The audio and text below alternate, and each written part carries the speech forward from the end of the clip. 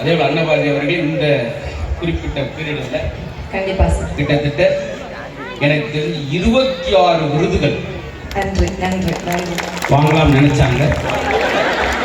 கடைசியில் ஒரு எருது வாங்கி தட்டி போட்டு நம்மளுக்காக சார் பள்ளிக்கு சீஃப் கெஸ்டா கூப்பிட்டுருக்காங்க. ஆமா, அப்புறம் எங்களை என்ன எப்படி கூப்பிடுங்க, எல்லாரும் சீஃப் கெஸ்டா தான் கூப்பிடுறாங்க.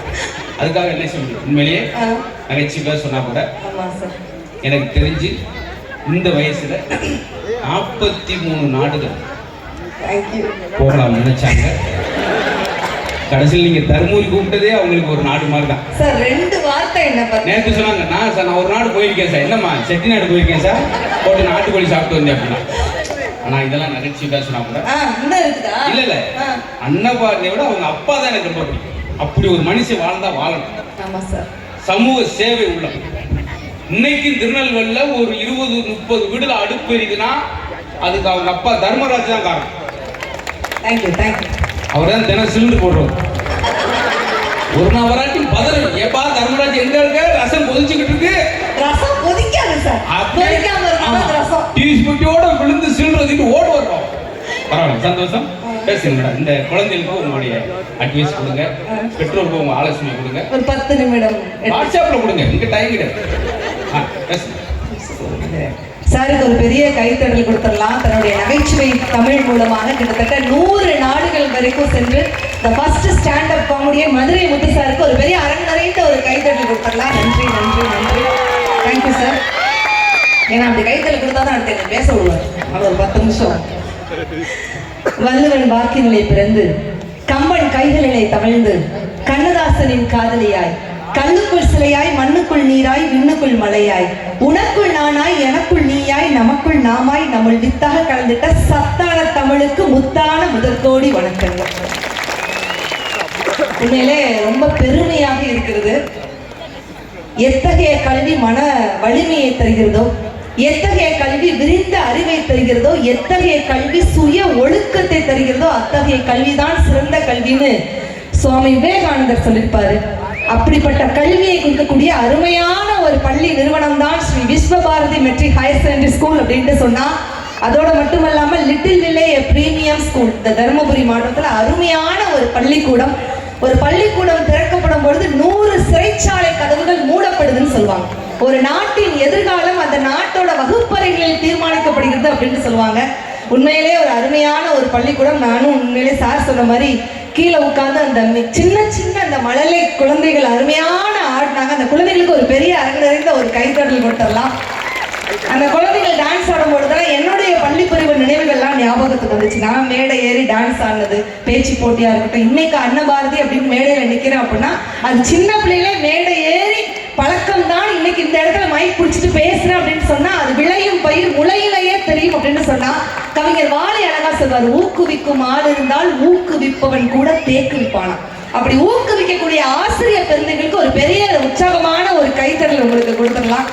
நிலை நீங்க எத்தனை பேர் நீங்க கவனிச்சீங்கன்னு தெரியல, முத்து சார் கூட கவனிக்கல.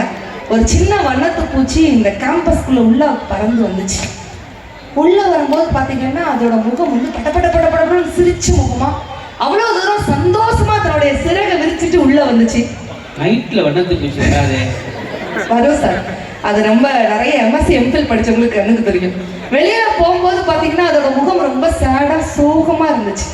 அந்த வண்ணத்து பூச்சி கூப்பிட்டு கேட்டேன், உள்ள வரும்போது அவ்வளவு தூரம் சந்தோஷமா இருந்தியே, வெளியே போகும்போது மட்டும் ஏன் உங்களுடைய முகம் இவ்வளவு சோகமா வச்சுட்டு இருக்கேன்னு கேட்டேன். அதுக்கு அந்த வண்ணத்து பூச்சி பேசிச்சு என்கிட்ட. சார் வண்ணத்து பூச்சி பேசிச்சா? இருங்க சார், நீங்க வேற. இந்த வண்ணத்து பூச்சி என்கிட்ட என்ன சொல்லிச்சு தெரியுமா? இல்ல, நான் தான் அந்த உலகத்திலே ரொம்ப பெரிய அழகுன்னு நினைச்சிட்டு இருந்தேன்.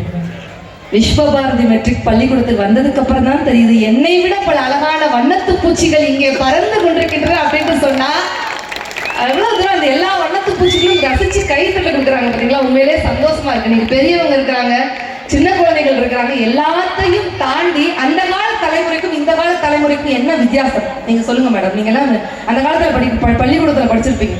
ஒரு காலத்துல கதவை திறந்தா காத்து வரட்டும் அப்படின்னா அது அந்த காலம். இன்னைக்கு கதவை மூடுங்க, ஏசி வெளியே போதில்ல அப்படின்னா அது இந்த காலம். முள்ளால எடுத்தா அது அந்த காலம். வீட்டுல தொலைஞ்சு போன செல்ல இன்னொரு செல்லால கண்டுபிடிச்சு எடுத்தா அதுதான் இந்த காலம். முடி நரைச்சிருமோன்னு பயந்தா அது அந்த காலம். கையடிக்கவாவது முடி இருக்குமா அப்படின்னு யோசிச்சா அதுதான் இந்த காலம்.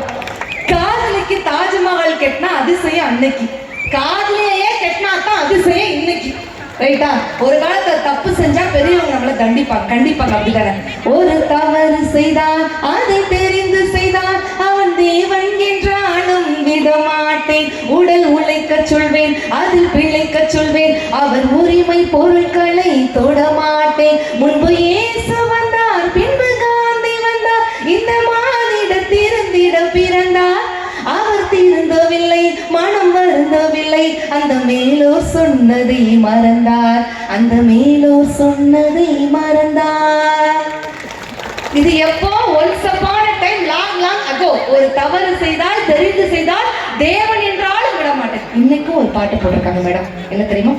தப்பெல்லாம் தப்பே இல்லை, சரியெல்லாம் சரியே இல்லை, தப்பை நீ சரியாய் செய்தால் தப்பு இல்லை, தப்பு இல்லை. ஒக்கா மக்கா அவனை என்ன அடிக்கன்னு தெரியல. தப்பை நீ சரியா செய்தால் தப்பு கூட தப்பு இல்லைன்னு சொல்லி கொடுக்குற இந்த காலகட்டத்தில் இருக்கிறோமே, அப்பெல்லாம் இந்த குழந்தைகளை வளர்க்கறது எவ்வளவு கஷ்டமான ஒரு விஷயம். உண்மையிலே இந்த பள்ளிக்கூடத்தின் மிகப்பெரிய செயலாளர் மரியாதைக்குரிய திருமதி சூர்யா மேம்க்கு ஒரு பெரிய அரங்கிறைந்த ஒரு கைத்தறல் கொடுக்கலாம்.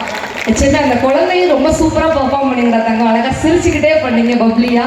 தாளாளர் மரியாதைக்குரிய குமரன் சாருக்கும் ஒரு பெரிய பாராட்டுகள் இந்த நேரத்தில் சொல்லிக்கலாம். இயக்குனர் ரவிசங்கர் சாருக்கு பெரிய பாராட்டுகள். அதே போல நானும் முத்து சாரு இங்கு வருவதற்கு காரணகர்த்தாக இருந்த சவுந்தரபாண்டியன் சாருக்கு ஒரு பெரிய அரங்கிறைந்த ஒரு கைத்தறல் கொடுத்தாலும். எங்க ஊருக்காரர் இருக்கிறாரு சங்கரங்கள் சார், அவங்களுக்கு ஒரு பெரிய பாராட்டுகள். ஏன்னா இன்னைக்கு இந்த சின்ன குழந்தைகளை வளர்க்குறது ரொம்ப கஷ்டமான ஒரு விஷயம் மேடம். உண்மையிலே டீச்சர்ஸ்க்கு வந்து அதிகமான சம்பளம் கொடுக்குறாங்க அப்படிலாம் சொல்றாங்க. ஏன் கொடுக்குறாங்க? சார் சொன்ன மாதிரி இவங்க பேப்பரை திருத்துறது அவ்வளோ கஷ்டமான விஷயம். தங்கம்மா, உங்களுக்கு தமிழ் டீச்சர் பிடிக்குமா இங்கிலீஷ் டீச்சர் பிடிக்குமா? யார் பிடிக்கும்? குட்டீஸ்க்கு தமிழ் டீச்சரா இங்கிலீஷ் டீச்சரா? தமிழ். ஆஹா, பெரிய அரங்கு, சூப்பரான தமிழ் மொழி தான். தமிழ் டீச்சர் தான் பிடிக்கும். தமிழ் டீச்சர் பிடிக்கும். மேலே பசங்க திருத்துறேன்னு சொல்லிட்டு பேப்பரை திருத்துறாங்க. சூரியன் மேற்கில் மறைகிறது. இது நிகழ்காலமா எதிர்காலமா? அது சாயங்காலம் டீச்சர்னு போட்டுட்டான். டேய் கண்ணகி மதுரையை எரித்தால் இது எந்த காலம்? அது ஃபயர் சர்வீஸ் இல்லாத காலம் டீச்சர். கும்பகரங்கன் வருடக்கணக்கில் தூங்கினான், இது எந்த காலம்? அது கொசுக்கடி இல்லாத காலம் டீச்சர்னு போட்டிருக்கான். இங்கிலீஷ் டீச்சர் கிளாஸ்ல வந்தவங்க என்ன சொல்லுவாங்க? First keep quiet, keep silence, தமிழ்ல ஒரு வார்த்தை பேசக்கூடாதுடா அப்படின்னு சொல்லிட்டு இருக்காங்க. ஒரு பையன் குடுகுடு ஓடி வந்தா, டீச்சர் டீச்சர் நேற்று எங்க வீட்டுல பூனை பாலை குடிச்சிட்டு போயிடுச்சு டீச்சர். டே, பூனைங்கிறது தமிழ் வார்த்தை, அப்படி பேசக்கூடாது. சி ஏ டி கேட், கேட்டா குடிச்சிச்சு. இவங்க இல்ல டீச்சர், கேட்காம குடிச்சிட்டு போயிடுச்சு டீச்சர். ஐயோ இவன் படுத்துற பாடு. டே 2 2 4 கணக்கு வாத்தியார் வர, நான் திருத்துற இந்த பிள்ளைங்கள 2 2 4 okay sir, 4 4 8 okay sir, 8 8 16 double okay sir, 16 16 32 okay sir, 452 556 எவ்வளோடா? நல்லா இருக்கு. சின்ன கணக்கு பூரா நீங்க போடுவீங்களா?